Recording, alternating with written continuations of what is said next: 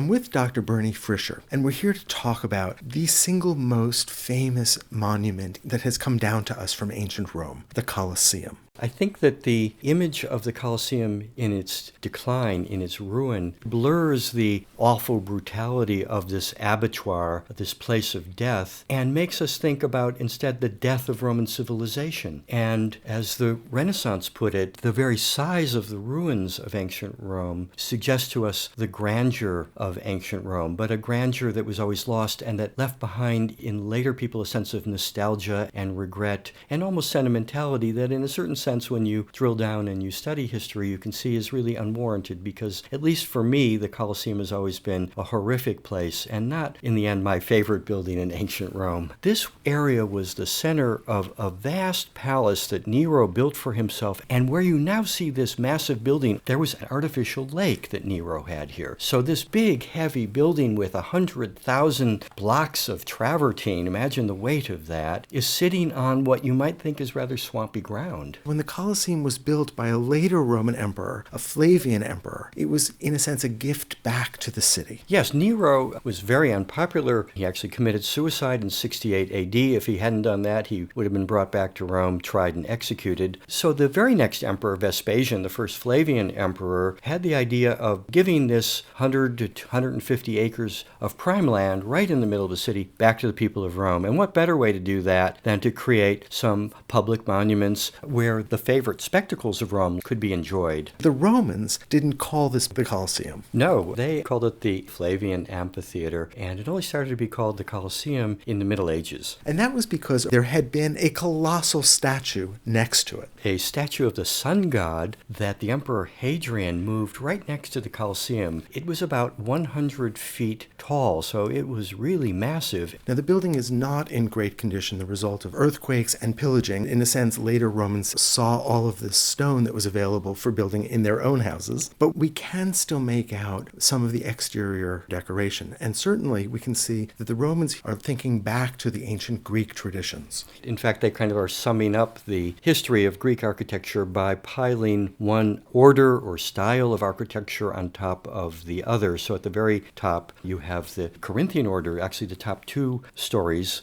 The second story is in the Ionic order, and the lower story might look to you like the Doric order, but actually it's an Italic variation on that we call the Tuscan order. The way that we would get inside is to walk through one of these archways, and we're seeing here one of the great innovations of Roman architecture. The building is made in the lower three stories of the arches, for which the Romans are famous, and there's no greater example of that than here at the Colosseum. Almost every one of the 80 arches on the entry level was numbered. 76 of the 80 were numbered. The four axial entrances, so the one on the west, the east, the south, and the north, they didn't have numbers. Those were the main entrances, over which was probably the dedicatory inscription by Vespasian, saying that he had given this to the Roman people as a gift from the spoils of the Jewish war. We think the treasure that he found in the captured temple of the Jews at Jerusalem pay for this great structure. All of these other gateways were direct entrance, and so that your ticket presumably corresponded to a particular entryway that would lead you towards your seat. The 76 entrances that were numbered were keyed to a number on the ticket of the roughly 50,000 spectators who we think could fit into the Colosseum. So they knew which doorway to go into. The majority had to go through a very dark and low corridor on the second story of the building on the way to their seats, and this would have slowed them down. And we can get a sense of just how enclosed that space is if we look at some of the interior barrel-vaulted rings that surround the Colosseum. The Colosseum looks very simple on the outside, but it has a very complex interior structure of corridors and stairways that eventually take you right to the level of your seat. The cheaper seats are higher up, away from the action. So the emperor, magistrates, and priests sat in the lowest seats. Behind them sat the senators. Behind them, the wealthy businessmen. Above them, now we're getting pretty high up, the plebeians, the common folk who didn't have that much money. And at the very top were the foreigners, slaves, and yes, the women. And they sat only on temporary wooden seats. As opposed to the more finished marble seats that have existed below this. The marble seats were inscribed with the names of the categories of people who were allowed to sit there.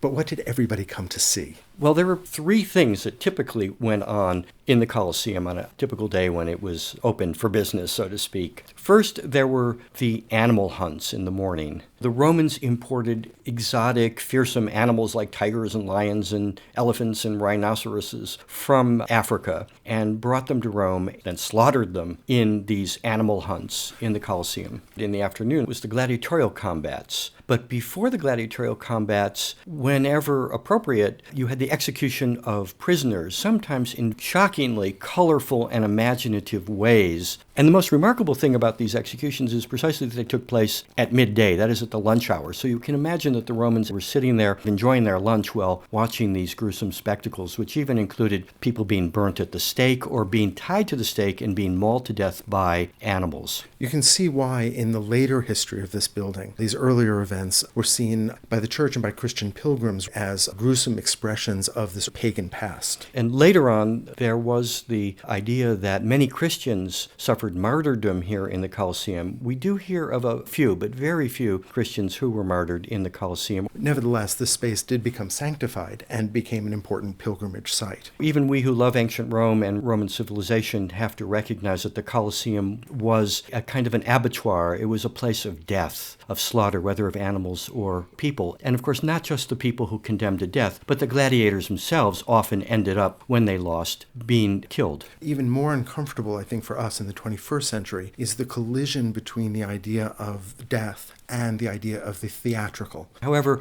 we too clearly love to view acts of violence, and we may not be as superior to the Romans as we sometimes think. So we're seeing a large flat plain, but we're seeing areas below, in a sense, the stage that we would not have seen when this building was in use. We have to think of the Colosseum in a sense as a stage. The word amphitheater means a double theater, so the very name of the Colosseum evokes its theatricality. And the arena floor was made up of wood planks. These wood planks were punctuated every couple of meters with a trapdoor, and those trapdoors were the caps to elevators, which were operated manually by slaves and were used to bring animals up to the floor level for the animal hunts or the scenery and props for the spectacles that went on here, including the gladiatorial combats, which sometimes were staged as, for example, famous battles in history. We have on record some incredible spectacles that occurred here with the coronation of a new emperor. There were the sacrifice of thousands of animals in the hunts, of hundreds of gladiators. These were very expensive spectacles that occurred on very important occasions and that required all the power and resources of the empire to make happen. So I can imagine myself, a Roman citizen in the first century, sitting here watching these brutal events unfold. But I'm also thinking about my physical comfort. We know that there was a detachment of Marines who had a camp right across the street from the Colosseum, and they manned the ropes of this great awning that went right around the top of the Colosseum. We call it the Velarium, which just means the great awning. And those ropes seem to have been supported by very long planks, perhaps 60 feet long, up at the top level of the Colosseum, and then they looped around at the ground level through bollards, a couple of which still surviving, and you can see when you visit the Colosseum today. So it makes sense that the wealthiest and most powerful Romans would be down close to the action, but that also, in a sense, endangers them. So the emperor himself had a tunnel that went from the Celian Hill right to his box in the Colosseum. Taking his seat at the lowest level did make him subject to possibly angry gladiator. These gladiators were slaves, after all. They had no reason to be particularly happy. Why couldn't the gladiator take his spear or his sword and just assassinate the emperor? Well, he couldn't, because netting protected the spectators in the lowest seats. As far as the animals go, they were kept away from the spectators by a ditch that was dug around the arena and by stakes that kept them from crossing the ditch and jumping up into the seats. It's interesting to think about the way that our archaeological knowledge, our knowledge of history, sometimes is at odds with the more romantic notions that come, for instance, from 19th century paintings of the Colosseum, the ideas that come out of our religious traditions regarding this. This is a building that has captured our imagination since its construction and continues to be this symbol of Rome's power, of Rome's brilliance, but also its despotism.